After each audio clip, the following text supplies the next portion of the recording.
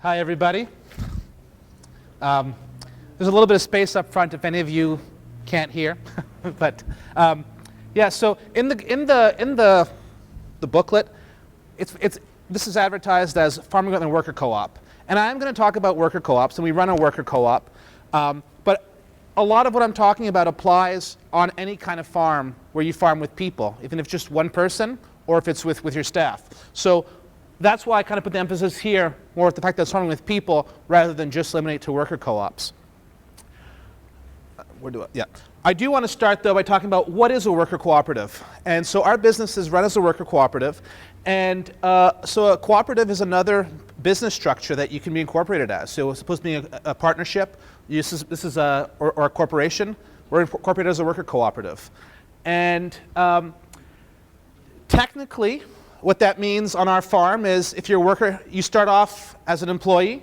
After 2 years, you can request to be an auxiliary member. There's like an 18-month trial period. And then afterwards, you can request for a full membership. And once you're a member of the co-op, you get a vote at the annual general members meeting. And that gives you an opportunity to be on the board of directors, I mean, if you get enough votes. And there's also profit sharing at the end of the year in function of hours people worked. Now, this is kind of, a little bit bureaucratic, but it's a more democratic way to run a business than if it's a corporation. Whereas a corporation, decisions tend to be made in function of how much share you own. And so this is really looking at one voice per person. And you can farm cooperatively without incorporating as a co-op.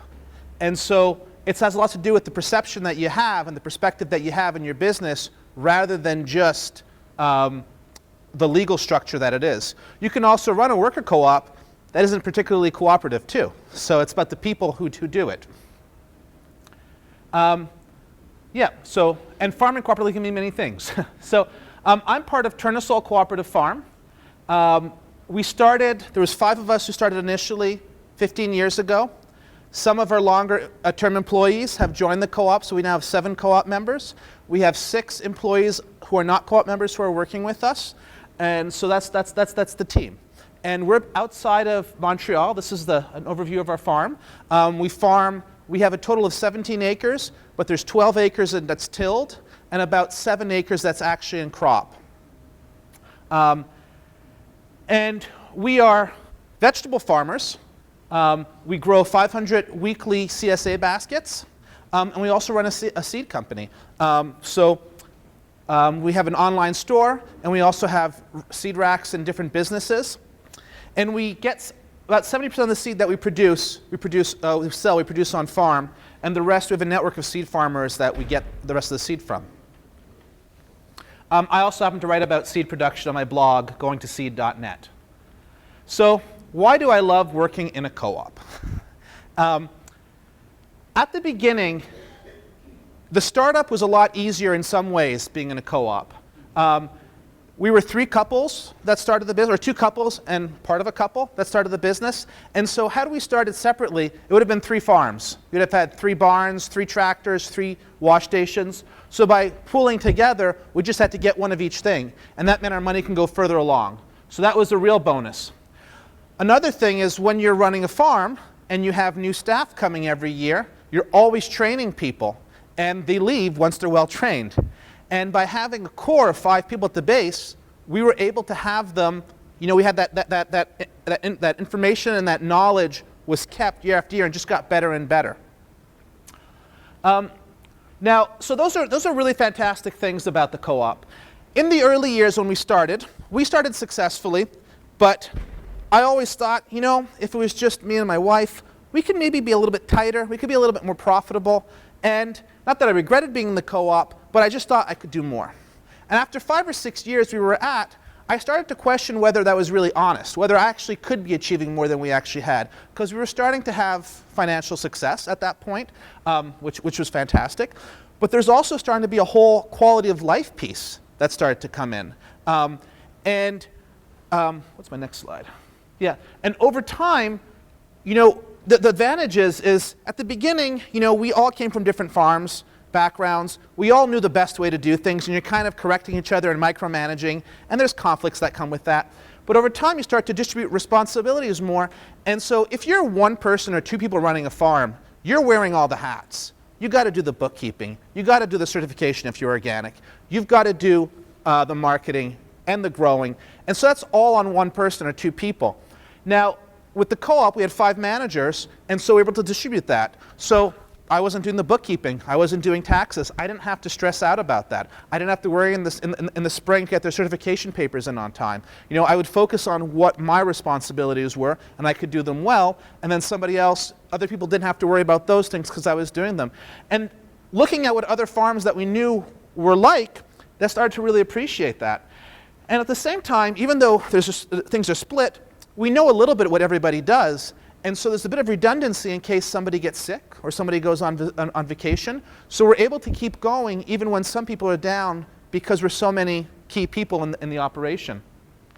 And that was really a fantastic thing. I think our quality of life was able to be higher because of that. And we were able to get away a week or two every summer, and the farm would keep running without us. Now, it's not always easy to work with people, as you can imagine. The idea of starting a business with 4 business partners plus yourself. And I'll be honest, it's been a challenge over the years, and it's an ongoing challenge. But that's true in any kind of relationship. And so that's not the reason not to do it. So we're all striving to be profitable farms, and often we think of this in terms of finances, but it's also about quality of life in the world that we're trying to build. And so that's what I'll be moving towards. And so quality of life is you want harmonious relationships and the people who are working together. There's respect amongst them. People want to be self-actualized. You know, they don't want to just weed carrots. They want to be able to feel that their best is being brought out of them. Involved in engaging work. And we want it to stay friends with our business partners and our co-workers. And also, I mean, many of us who are farming with our life partners who want to stay friends with them too. Important. And all doing that while making a living. So I am going to shift a little bit. I'm going to talk about our barn. So this is the barn that we had when we started. An old dairy barn full of fantastic things. And here we're washing. I don't know if you can see this kind of straddling the manure troughs. This is a perfect farm safety situation. This is our first year, and we did what we could. Second year, we poured concrete down to level everything out, and you know, suddenly we have a flat surface. This was amazing. We felt so good after a year of being in a decrepit barn. But you're still exposed outside. There's wind, there's rain. So we extended out a lean-to. And just having the roof up, it took us a couple of years to get the sides up, but the roof was really great to have there. And at this point, our wash station is complete. We're using pallets, wheels. Things are flat. It's easy to move things around. We have hoses that hang from the roof. It's really a fantastic place to work, and it's been a lot of work that went into that.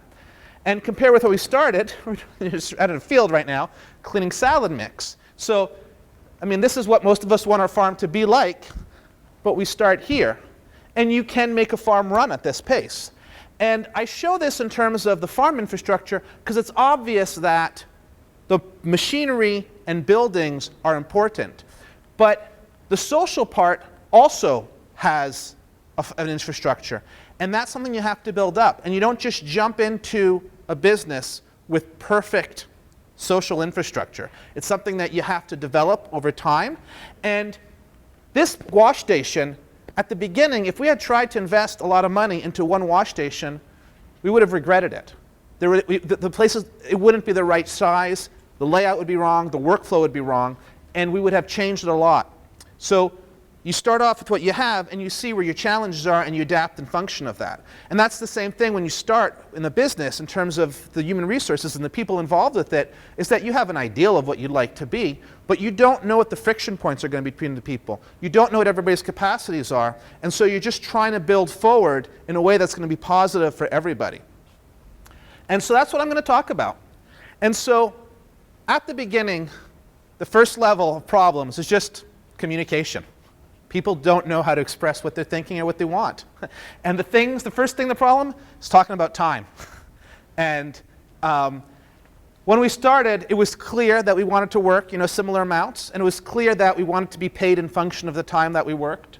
And we said, we'll track our hours, and at the end of the year, we'll divide profits in function of hours. And at the end of the years, there was 2 people out of 5 who had perfect records of all the time that they spent on the farm.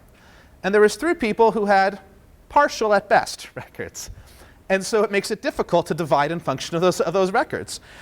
And so we've tried different strategies. What we quickly did is we realized, let's make a schedule. Work starts at 8, 7:30 on harvest mornings. It finishes at 5. If you do that, it's X number of hours, times this many weeks in the season, and you can make it work. And then we kind of looked roughly at the winter, what we were doing planning-wise. It was a lot less rigorous in the summer. We could throw a few hundred hours and be able to put something together that made schedules work, and with minimal record keeping. At this point, 15 years later, and we have staff who they have to record their hours, or they don't get paid, And I think that if I were to go back to the beginning, I would make sure we logged our hours every 2 weeks. Because the challenge was that we waited till the end of the year to ask the question, are you logging your hours? And maybe we suspected that some people weren't doing it, but we didn't say anything. Whereas had we done it every 2 weeks, that wouldn't have been a problem. And it would have helped with some of that transparency. Now, once you've finished complaining about time, then there's money, which is also another thing that in a partnership you got to deal with. And so we made a decision early on that so the 5 founding members, that our time was worth the same as somebody else. So if I'm hand-weeding carrots, it's worth the same time as the person who's doing the books. And that was just something that we started at the base. And we've maintained that for the management, that we're all paid the same independent of what kind of tasks we have. We now have employees who've been working with us from 1 to 7 years, and we do have a pay scale based on seniority. But even in that point, it's based on seniority, not so much the tasks that they do. All the people from who are working in the field, to working at market, to working in the office, they're all important for the system. And so that was part of what we wanted. And so it was a clear decision we had to make. Now, the other part of communication is how you make decisions. And in our first year, I remember 3-hour conversations about whether we wanted to spend $70 for a harvest cart. And we probably spent more time investing in the labor to make that decision. And we've kind of developed a consensus decision-making that's kind of also based on majority vote. But it took time to get through that. And so those are different problems that we've had talking-wise. One of the things that we did in our early years that really helped is we followed a nonviolent communication training. So NVC, nonviolent communication, is a communication framework that's just kind of how you speak. And it's a simple system where you state your observation, somebody, you came in, or whatever observation, and then you say what feeling that you're feeling and what need you have that's being met or not met, and then make a request based on that. And it sounds fairly technical as a way to speak, but once we started using this framework, it really changed the way communication happened. Some of the conflict that we had between people, there was one person that really I think he didn't feel that the work he was doing was being recognized. And there was a lot of pointing at other fingers, but then just suddenly realizing there was a need for recognition that wasn't being met. Whether he wasn't recognized or not wasn't the problem, his need wasn't being met. And that communication really changed using that. And so that was a good first step. And in the beginning, we had a common vision. We chose to start a business together. And so one initial decision that made a really big difference early on is that when we started together, we decided we're going to start a business for profit. We weren't starting a homestead. It wasn't just a hobby. We wanted to make a living off of it. And that specific decision, having it collectively made, was a way to run forward in a profitable business. Had we had different goals on that, not to say it couldn't have worked, but it's important to have that articulated. And consequently, the early years, we were striving for profitability. We wanted to make enough money to live. And that worked. But 5 or 6 years in, there were certain conflicts on the farm. We didn't have a total common vision. And we took a 6-day holistic management training together. So all the farm partners got together, the 5 of us. We took 6 days off in April, which was tough because it's the beginning of a busy season. But it was a really good investment to sit together and make a plan together. Now, holistic management is a system developed by a person named Alan Savory. It was initially applied to grazing systems, but it applies to, you can use it on all farms and even non-agricultural enterprises. And it's a system that starts off with figuring out what your quality of life goals are, or a quality of life vision is. And that's not just finances, but all the parts of your life that you want to have. You want to do with your health, your community, and all these things, the environment that you live in. And put that as as what you're testing a decision against. And then when you choose to make a decision, you test it against that goal. And there's 7 questions that you ask. And so we did this together, and it was really great to do it together, because sometimes you have one person who reads a book and they bring a great idea to the group and they're like, this is how we do things. And then you can disagree with them. But here, having someone else walk us through this that was a neutral party, it really helped us build this. And this changed the way we farm. And profit no longer became the first thing. It was kind of the second. It was the quality of life was the first thing. Making sure that, you know, our friendships maintained, that we were working reasonable hours, that we were staying engaged on the farm. And it also, like that first year after we took the holistic management course, some of my co-farmers had already had kids by that time, and some of them had taken time off to be with their kids, and some of them, you know, had went back to school to finish a degree and worked part-time. But my wife and I had been working full-time the whole time, and you know, it was getting to be a lot. So we decided to take June off that next year. And this framework kind of helped us to think about what the priorities were, and to make that happen. And that we wouldn't have done that if we were just looking at profit. And so the holistic management lens was the one that we were looking through. So with that first level of communication as problem, we're trying to learn to communicate and learn to trust each other in the team and to delegate and not micromanage. And that, once you get through that first level, it unlocks what people can do. Once you're able to vision together, and once you're able to be on the same page and the same team. And that's kind of what the first 5 or 6 years of our farm was about, was getting to this point where we could be a healthy team together. And then things change. The business gets bigger. When we started off, we were predominantly CSA. We started to add in more farmers markets. We started to add in more staff. We developed a seed business. All these things add new changes that make an impact on this. And then we started to have staff that was returning year after year. And so at the beginning, you know, you have a staff with us with 1 or 2 years and they move on, and we treat them well and we're happy to have them, but they're not as part of the decision-making process. It was really the founding members. But when you have people who work with us 3, 4, 5 years, suddenly you have to include them too. And that brought a whole new level of challenges that we're working with. And the scale of the decisions that we were making at the same time. And so suddenly having staff and not just the founding members, we started to have to talk about human resources. And these are people, you know, they're not just resources. And that's the challenge of how do you deal with people as people while also running a business. And that's what I'm going to get into next. Also, I'll talk about how are you really making decisions on your farm. So we started to, you know, we kind of defined that we were making decisions based on a majority. But there are different voices at the table who are louder than others. And sometimes certain people aren't being heard or don't want to upset, you know, what the discussions being had. And that became, how do we find mechanisms to make sure that each of the people have their voices being brought forward? And kind of a corollary thing is it's easy when you're hiring people to sort of, there's a kind of an ideal super farmer that farmers like to hire, or super labor. You know, somebody who is really peppy and has a lot of energy and harvests fast. But when you're kind of looking for people who are really go-getters like that, you kind of start to not see people who might be quieter, but still get the job done. You know, being steady really makes a difference. Sometimes people who have a lot of energy get distracted, don't always complete the tasks, or they like a specific thing. And so it had to be kind of a learning to value the people as themselves, and realizing they all have a place in the farm. So specific to kind of, if we want to call it human resources, the social part of the farm, this is the infrastructure that we've been building now over the last 5 or 6 years. So we created an organizational chart for the operation. So we're kind of getting a little bit more corporate it looks, but it's still within a cooperative context.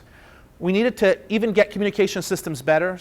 working on protocols, and then actual HR systems.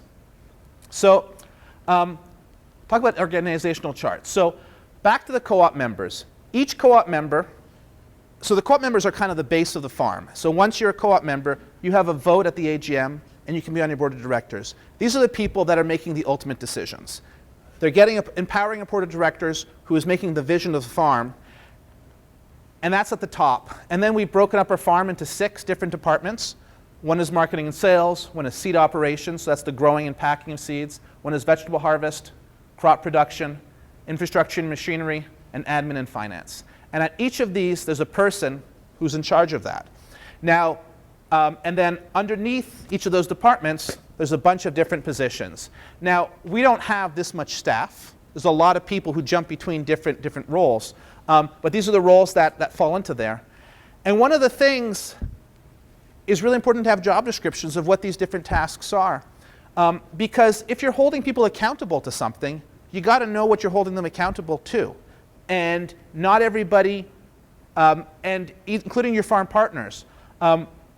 So to kind of break it back down, we have the members who then empower a board of directors who are, who give directions to a department director. Then the department directors are dealing with staff underneath them. Does that make sense in a flow? And each of these levels, what's the next one? So the members are really looking at the bigger picture, and they get the board of directors to make the decisions that are big, what gross sales, what our salary scale is, all those things. And it's more, this is a kind of a voting process at the top. When we get into our department directors, they're getting their orders, if you want to put it that way, from the board of directors. But within the department, they're the ones who call the shots. And they're the ones who figure out the budget, and they're the ones who are handing things down. So at that level, it's not so much everybody has a vote about what we're doing today, but the department director is kind of leading the ship. Definitely they want to listen to what everyone else is saying, because everyone else knows part of the piece, but somewhere along the line, someone needs to make a decision. And that's kind of how we've tried to break up different departments so that different people are making the decision in different places. So the communication systems, there's a lot of meetings, as you can imagine, that might happen.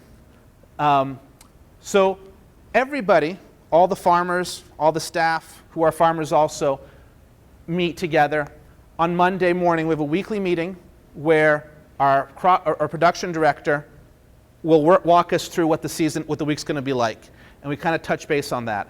And then every day, we take about 5 or 10 minutes to just make sure what the priorities are for the day.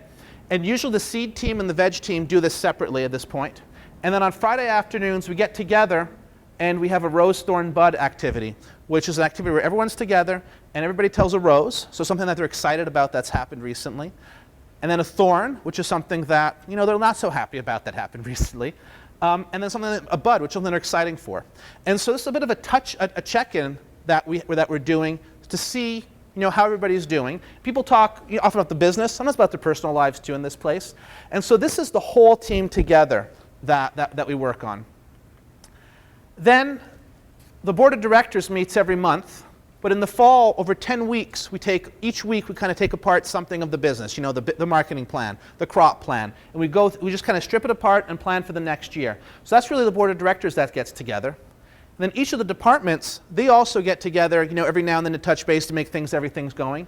And then we kind of have called interdepartmental committees. So like the crop planning might be the vegetable harvest people, the sales marketing people, and then the crop production people kind of get together, kind of work out the crop plan. So there's different places where different people are making the decisions. And over the years, at the beginning, everybody wants to make all the decisions together. But over the years, as we define people's roles more, we've kind of been able to delegate some of the decisions to some people and benefit from that. And related to this is we have blackboards everywhere. So this is how we communicate. And so this is our weekly meeting blackboard. So there's a column for each day of the week, and then there's a row for each kind of thing that we do, like irrigation, field work, and so forth. And so this is a visual way that we can plan out the week.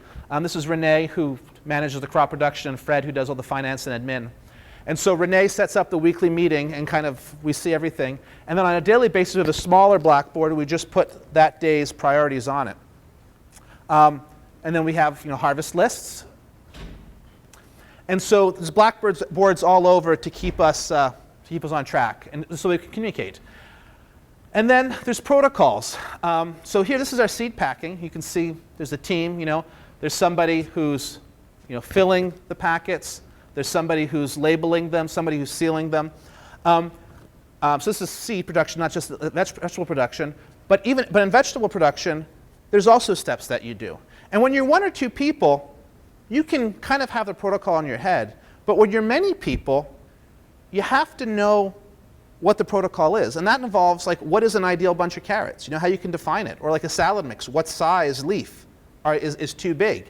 And these are things that you need to define what the outcome is, the objective, and then the steps that you're doing it. And so that when you're together, people are doing the same kind of thing. And it's not to, and ultimately it's like you're hoping that it's the best system for your farm. It's not to dictate what people do, but to make them carry out the task in the best way. And if people have alternate ideas of how to do things, you try them out and you see if it's better. And if it's better, you change the protocol. This is a dynamic thing that you want to have. And this is something at this point, so it's been 15 years on our farm, and the last 2 years we've been finally making protocols. And it's really changing things. And especially as we empower some of our staff to lead more and more teams, what you have is somebody who's been working for us for 2 or 3 years, leading a team of people who are new, and there starts to be different conflicts as they kind of see their peers, and it's hard to tell somebody that's doing something wrong. But having a protocol is something you can call to without calling them out, but just referring to what the system is. And then there's human resources.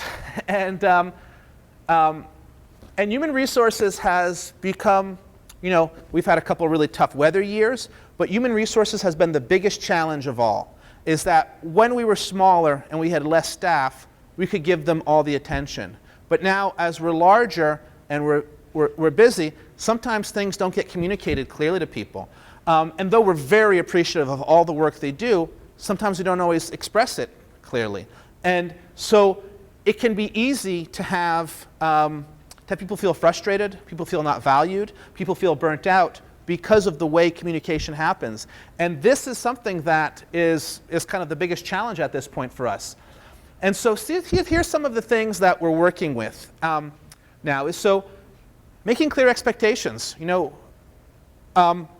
Being clear what the job is, what the job description is. And it sounds stupid to say, but all too often when we hire somebody, we don't necessarily say what we're expecting to get out of them.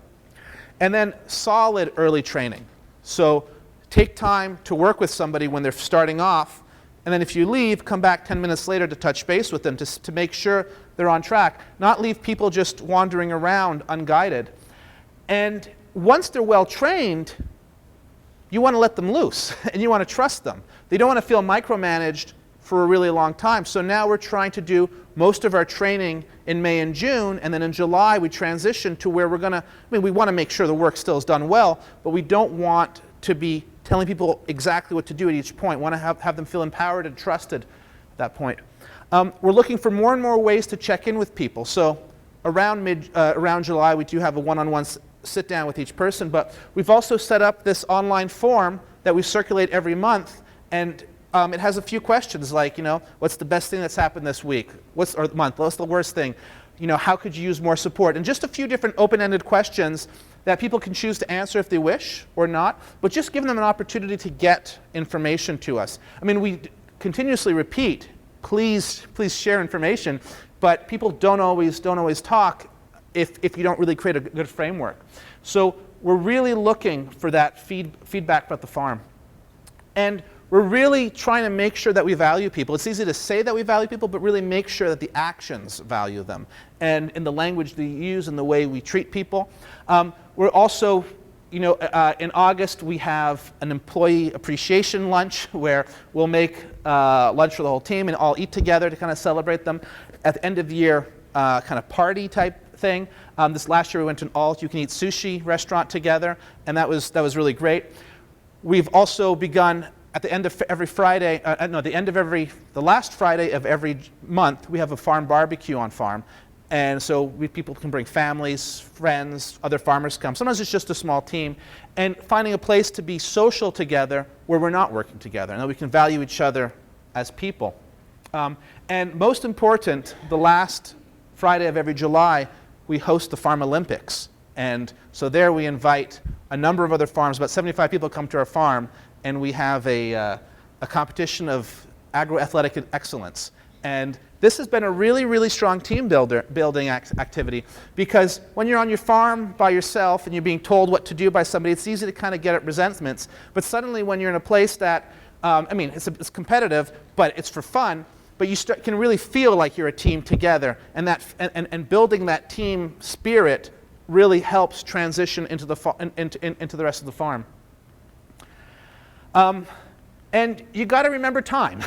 So this is what we were like in year one, spinning, washing lettuce out in the field. And this is 15 years later. We have a clear, large chart with names and stuff all over. And this doesn't happen overnight. And we didn't do this just to create paperwork. We did this to understand how our business worked. And we did it because that was something that we needed to do at that point. So it builds over time. And as I'm wrapping up, kind of highlight, there's a lot of conflict that happens when you're working with other people. And conflict is not essentially a bad thing. It's unpleasant. We don't like to have conflict. We don't like to disagree with people. But conflict is a way, they're warning signs. And an analogy that I was told was, if you're in a canoe, you're never really going straight. You're always veering to the left or veering to the right. And you adjust your paddling in function of that to go straight. And that's what conflict is that when you have conflict with somebody, it's because you're straying from the path that you want to go together. And that's how you learn that you want to get back on the same path. And so you listen to that conflict, and you don't want to react aggressively about it. Sometimes it's hard to live in conflict, but this is a sign of how we can communicate better, and what's important to people is when you rub up against them. And so you want to learn from conflict. This is a learning experience. And no matter how good your systems will be, there'll always be conflict emerging. So you want to recognize that conflict is a positive thing if you're learning from it and resolving, and learn how to do that. And so ultimately, as we're learning to farm, with people, it's about learning how to be better people. So we have a microcosm where we're trying to build a better world, so that changes who we are. And hopefully we can go into a larger world and treat other people with the same kind of respect that we can do inside the farm. And so it's a testing ground. And so that wraps up my presentation part. I do have a blog about seed production. That's less the topic of today. And there's time for questions and discussion. And thank you so much for listening.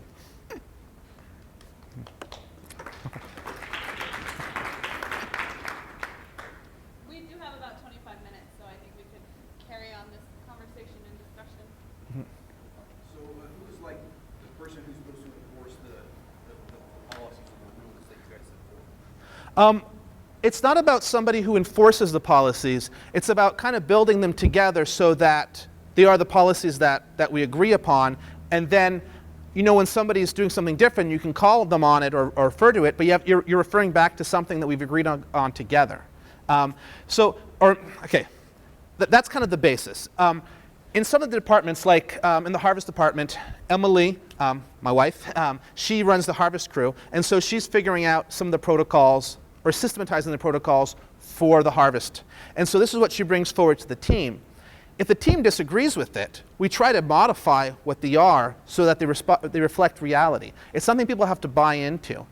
And in general, if it's a protocol or a system that people have built together and have had input on, and it's the right one that's going to lead to the best carrots or the best garlic, people are much happier to jump into it.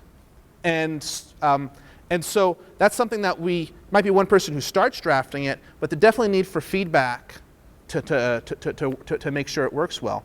And then when we're teaching people the protocols also, you don't want to just jump into the field and drill them through. sometimes you want to take time beforehand in a more comfortable setting and talk about it, especially if it's a big task. So on our farm, we grow about half an acre of garlic. It's about 25,000 bulbs, and it takes a couple weeks to get to the harvest. So before the garlic harvest starts, we sit down around a table, and I'll explain to the whole team the steps that we're going to go through so they know what's coming up and what the technique is that we like. And this is techniques that have been built over 15 years. And we explain how it works, and we get them all on board to do this. And then we go out and do the harvest over the next couple weeks, and everybody has been trained in and done that. And for sure, you can kind of touch base with people if they're cutting things the wrong way and kind of move them around a little bit. But the clearer it is what you're trying to do, like when we harvest garlic, we pull it out, put it on the ground, and then somebody comes down and cuts the roots off, and then we bunch them and take them away. And if you have the roots right in front of you, right in front of you, and you have your knife and you're just kind of doing one at a time, it's a lot quicker than if you have them here and your pile where you're putting things are and you're kind of stretching your arm over. And so that level of detail that we're trying to get to in the protocols, if it's something that we're going to do a lot, is to explain how we do this. And so that means that we have to think it through too. It's not something you just make up on the fly. It's something that the best protocols come out of experience. And so they're not dictates that you're trying to convince people of, but it's something experience that you've seen that works, and now you've codified, and then you can transmit that. And these change. Because once you have the perfect system and you try it, you realize there's a better perfect system. And when it comes to, and this is a tricky thing, and we've done a lot of revolution in our garlic systems recently, and last year we had a whole new system that we worked with, and we jumped into it, and it was working well. And now that we were working in this system, we realized there was a few new ways to improve, and we started to change the system as we were going along, and that's where we got resistance from people. It's because we weren't doing it the same way we had been taught to do it. And it's hot and sweaty during those times, and people are tired.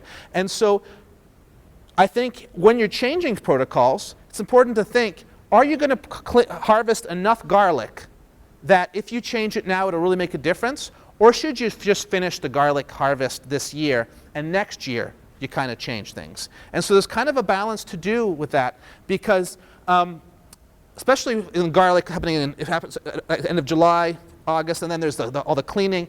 That's when people start to get really burnt out, and you're trying to do it the most smoothly on them. Does that make sense a bit? Yes. Yeah. Other questions or comments?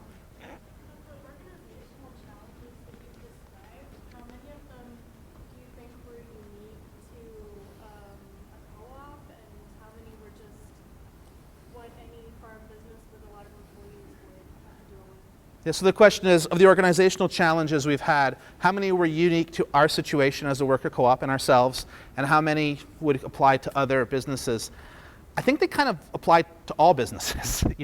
I think like even if you were just farming with your spouse or your partner, there's already, communication is so important. You have different ideas of what you want to do, different preferences of how to do things, different goals of why you're doing it, and I think that it's true for any kind of business that these organizational challenges exist.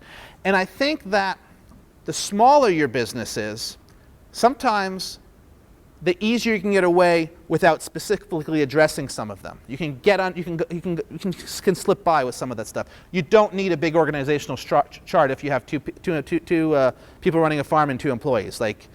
But you might have a small organizational chart of this is what this person does, this is what this person does, and then the employees do, all the planting and whatever. But as we've gotten larger, we've started to feel more and more like a normal business of a certain size, and what's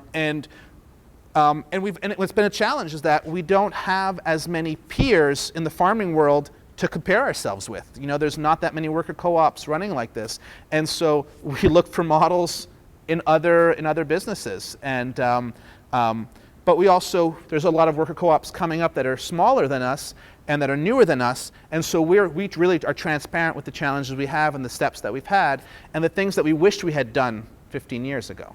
Yeah. You're welcome.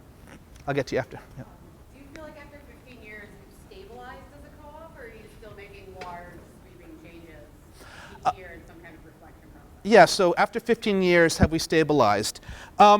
Stability is an illusion. We've changed.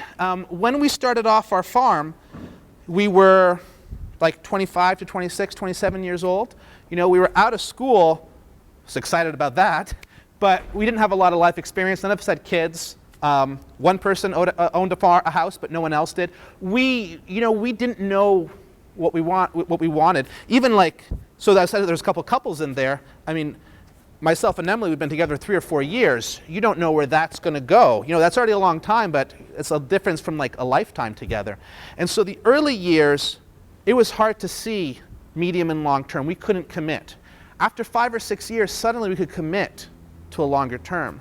And then after about 5 years, when we started to talk about the business, and one thing that I didn't talk about, but you know, we rented our land for about 15 years, and we just purchased it in the last year. And so that was a big step. It was expensive, and you don't do that without knowing where you're going. But it took us about 2 or 3 years to decide to buy it, and then 2 or 3 years to actually buy it, going through all the levels of government. But one of the things we started to look at, you know, what's going to happen when we're 60 or 65, looking at 30 years down the line. And it was a really strange thing to do because the staff, you know, when we think, you know, so at that point, I was a bit younger, but when I was thinking 30 years, I was like 65 years old. And I think when I'm 65 years old, I mean, I probably still want to be farming, but I want to be farming different than when I'm farming when I'm 35. And you think about farm succession, and you think about, well, there's staff working with us who can be taking over, but they're going to be in their late 50s. You know, they're not going to, like right now they feel younger than us when they're 26 and I'm 35. But later on, you know, that's not so long. And at that point, my daughter's going to be 30. She may have been working on the farm for 20 years. So it's a really different place to think about down the line. And that's something when you're a co-op, you have to, and this was a challenge early on, is that when we started the business, we were thinking like personal business owners, you know? You're putting, and this is kind of what I was trying to explain earlier on, is that when I started, I thought I could be more profitable than the farm. I could make more money, you know, I'd do things in a better way. And you're thinking really as an individual, and you think about the equity that you're losing by being part of a co-op. You know, if you build your own farm, that's something you can sell later on. And, I'm kind of losing my train of thought, but you know, you kind of have to lose the farm to retire often when you're a sole owner. But being a part of a co-op, we have to learn to understand we were part of a group and that we were the employees, not just the owners, and that the real success of the co-op is if it can outlive us. And that was a big changing part of thinking how that business was working and realizing that we have no idea what's going to happen in 30 years. Like, we can have wishes, but like, we can barely know what's going to happen in 5 years. So 30 years from now is we're just trying to set things up for the best success down the line, you know? And we're trying to have systems that treat people well so that we can have a farm that's pleasant to work with and a culture that's pleasant to live in, and we can have good soil and all that. And that's kind of what we were working on. And so at this point, we are in that mind shift. We've done that mind shift, and now we're building a business that's hopefully is going to outlast us. And so it's stabilized in that regards. And I think another thing about stability is our vegetable business right now, I don't think it's growing more. You know, we go up to 500 weekly CSA baskets. That's a lot. and there's people who do more, and great. But we want to do this better so that it can take less work and less energy to do the same amount rather than increase. Now the seed business is a different thing. With vegetables, and this is the challenge with vegetables, is if you want to make more money, you kind of have to harvest more vegetables. And there's only so far you can go in terms of efficiency, you know? It's that you need to work more hours to do it, you know? Whereas something like seeds is that the production of the seeds is only, like on a $3.50 packet, the cost of the seeds is like 20 to 50 cents. So if you want to sell more seeds, you don't have to grow a lot more. But it's the marketing that becomes a different issue. And marketing is you can market a lot more with just better marketing rather than more labor hours. And so our seed business is scaling now, and we're trying to get to a certain point where we're going to, we got to decide how much staff we want to have and scale the business around that, rather than just get bigger and bigger because there's so much money to be made. I'm speaking tongue-in-cheek there. But it's easier to always be trying to expand and have more money. But I don't know if I want to have 25 or 30 employees. You know, like 13 employees or 13 of us is already a lot. So that's my answer. Yeah, so the question that with my farm and talk about is really in terms of investing. So do you like have a 401k or some sort of investment? And I say this because of the fact that within my farm I'm the oldest, I'm about to retire, and I look at my farm partners, I'm getting on them constantly because they're in their 30s and they haven't saved a dime. Mm-hmm. And so if we don't start talking about how to invest in a way so that at the end, so when you are 60, start having that conversation. So I wonder, are you having that conversation? Because I know I constantly have that conversation with my fellow farmers. I don't care. The farm makes money, but at the end of the year, we should put money aside so that they're investing in themselves. Because right now, the concentration is on a farm, but not on themselves. And so we're going to talk about wellness. Wellness means that you got to take care of yourself too, besides the farm. So I'm wondering, are you having that conversation with your employees? Do you have some sort of investment fund for them, retirement fund, 401, something like that? Because I think in the conversation with my farmers, it's necessary. Because Social Security is not, I know you're from Canada, but in the United States, Social Security is not going to be around. So how do young farmers think about investing now as part of a business and part of wellness and self-care? Mm-hmm. Yeah, so it is different in Canada. We don't have 401k programs quite the same thing. And this, I think if we were in a U.S. context, we would try to have a 401k program and kind of match and kind of find ways to invest. We have developed, and I know that health insurance is different in Canada. We do have a Medicare program, but there is some things that aren't covered. But we have actually created a health insurance program for the farm with a cooperative insurance company, so that people who are, once they become full-time, you know, so they're not just working the summer with us, but once they become full-time, they're going to be returning, then they're part of the insurance program. And it's not quite as expensive as it might be down here, but we are trying to find ways to support that. So The question I'm asking, what is that farmer that eventually works that 15, like in your 20s now, works 15 years? what do they leave with? Right, and all of a sudden they want to move on. What is Yeah. what's their investment? Yeah. So there's two parts to that, and this is a different. Traditionally, a farmer builds equity, you know, and then they don't pay themselves, or they pay themselves barely, and at the end they sell that equity, and it's hard for somebody to continue. And so in this case, we don't own that equity. There is a case that if we did sell the farm, then the profit would be distributed amongst the members, but that's not something we're looking for. So the other place is is how much do you make in real time? So that's the first part, and then how much do you have accumulated in the business and what kind of mechanisms to take it out? So a priority becomes about paying people a decent wage, you know, so that they can do their saving separate and that they can afford to live. So that's part of it, because there's not going to be millions down the road when equity is dissolved. And that's something that, I mean, it's great to say, but it's the tricky part is how to make it work. But it's an active discussion that we're having of how we can raise wages, especially people who've been with us for a while. At the beginning, it's easy to bring people on and have, you know, and you charge them minimum, you pay a minimum wage or low amounts, and there's a learning component, and they're learning how to be farmers, and they go somewhere else. And we always pay people in those contexts, not unpaid labor. But someone who chooses to work with you for years, it's not just about learning. I mean, they want to be self-actualized, but so that part. The other part is at the end of the year when there's profit that's made, it's distributed amongst the members, and it can be distributed as cash or in shares in the business. And so that's where we build up shares that happen over time.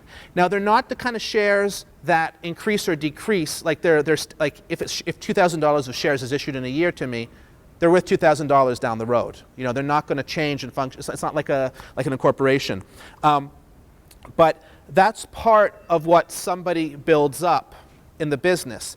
And and so this is beneficial. So this is money that it's kind of like a short-term or a medium or long-term loan that at that point the member has in the farm, because after 3 years they're able to withdraw those shares, and we want people to keep that money in, so that helps the farm run. But so we've now paid interest on those so that people will keep them in. And the other thing is there's a mechanism within Quebec, and this is not true everywhere, but there's a mechanism where you can turn your shares into kind of an investment program. So if you lock them up for the longer term, there can be better interest rates. And I'm not totally sure how it works. We're in the process of doing that. But also there's tax benefits. There's certain things that you can write off that you couldn't otherwise.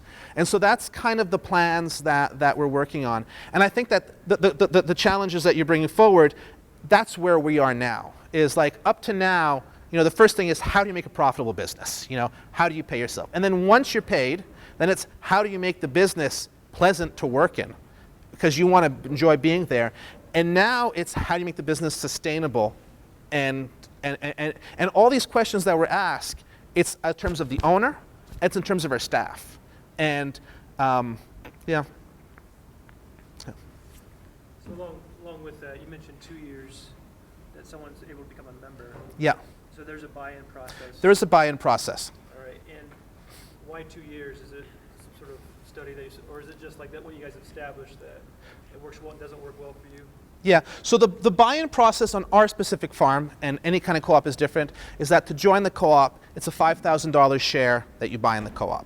Now, you could do it cash, but it can also be drawn off your paycheck at a 7% rate until ever it's paid up. Once you become a full member, even if you're not fully paid up, you start to get all the benefits of being a full member.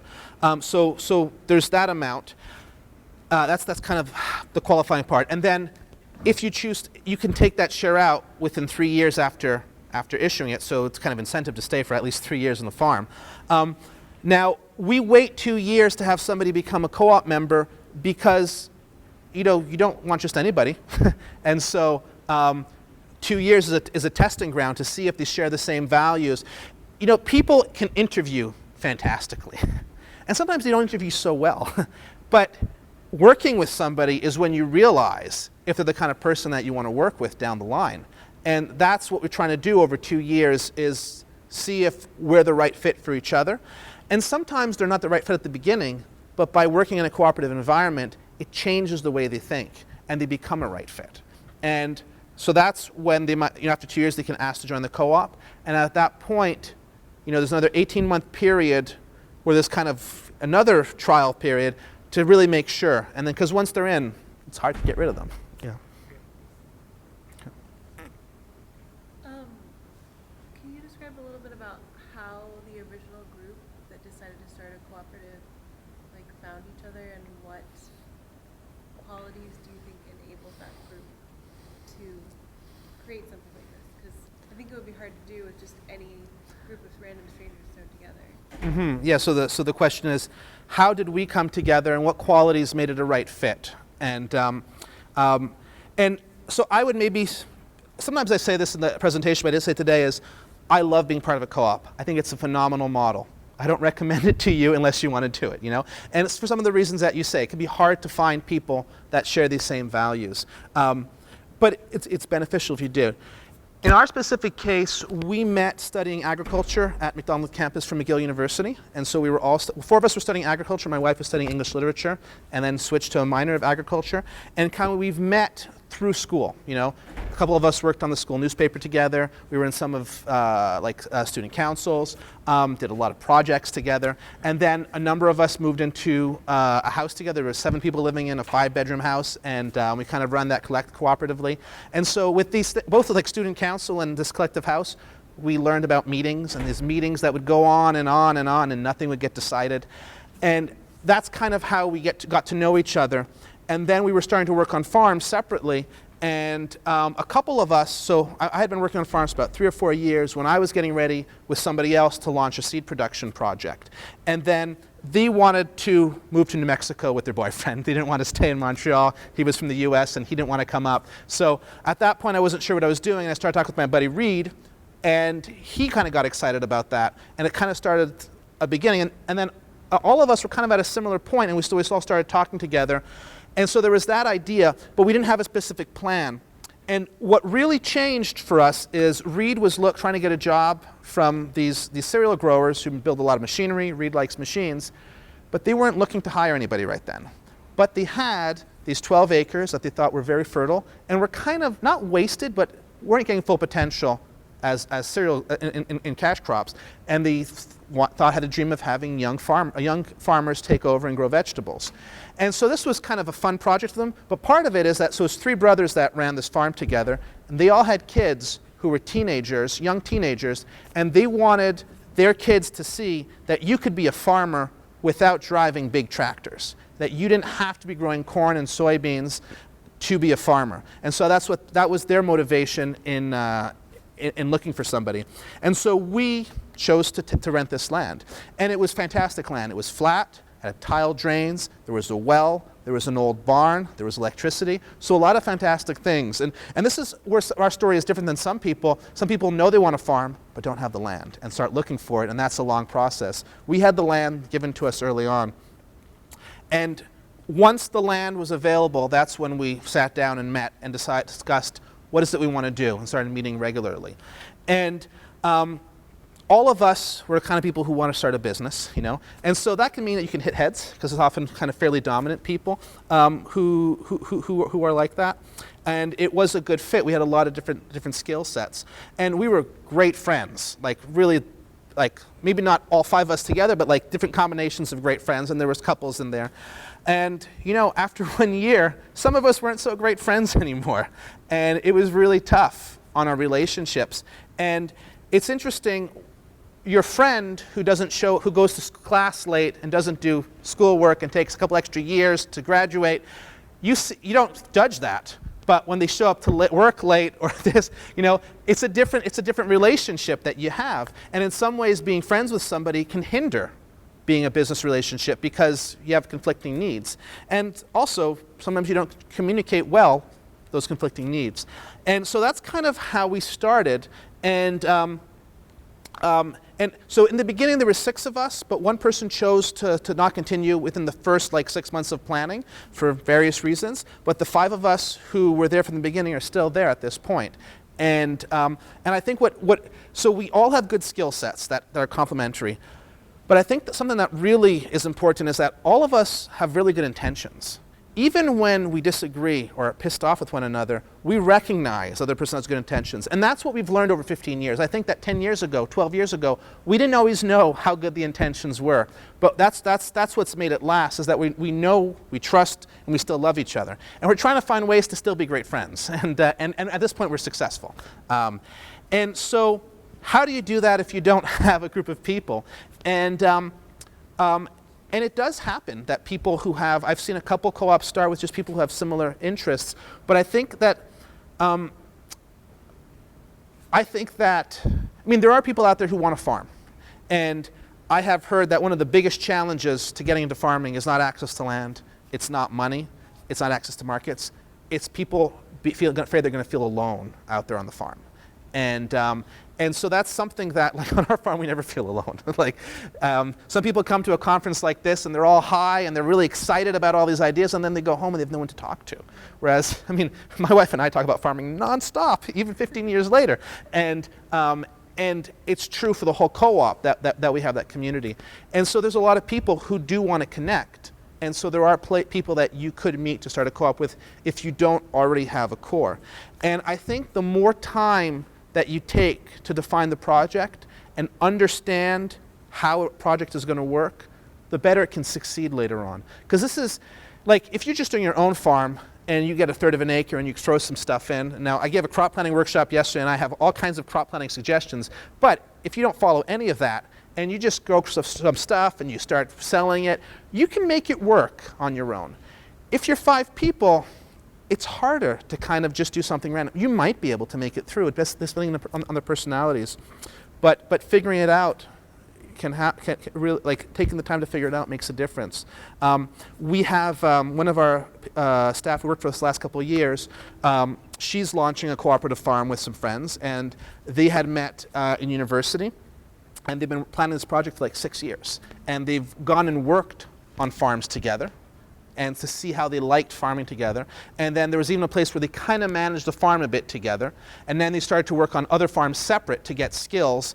And at this point, the last 2 years, it's been looking for land. So that's been challenged. But they just found a piece of land, and they're launching this spring. And so they've really built up to that. And we're really excited to see what's going to happen.